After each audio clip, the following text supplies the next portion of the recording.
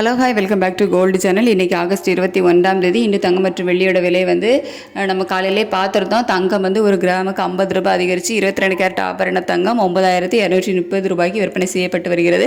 இப்படிப்பட்ட சூழ்நிலையில் மாலை நிலவரம் எப்படி இருக்குது அப்படின்னு பார்த்தீங்கன்னா, சர்வதேச அளவில் தங்கத்தோட விலை கொஞ்சம் குறைஞ்சிருக்குது.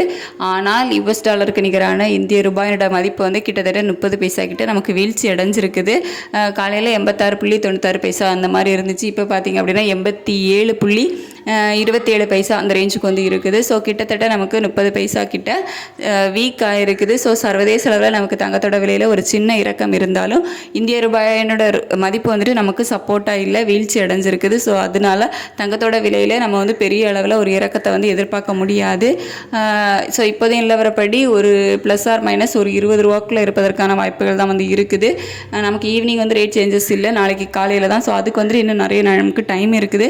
ஸோ அப்போ அப் அண்ட் டவுன் மாறலாம். இப்போதைய நிலவரப்படி ஒரு ப்ளஸ் ஆர் மைனஸ் 20 ரூபாக்குள்ளே இருக்கலாம். அவ்வளோதான். நமக்கு இந்திய ரூபாயோட மதிப்பு ஸ்ட்ரென்தன் ஆச்சுது அப்படின்னா இன்னும் கொஞ்சம் நமக்கு விலை குறைவதற்கு ஒரு சப்போர்ட்டாக இருக்கும்.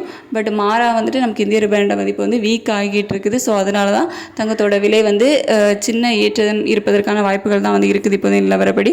வெள்ளியோட விலையில் பெருமளவில் மாற்றம் இப்போதைக்கு இல்லை. தேங்க்யூ.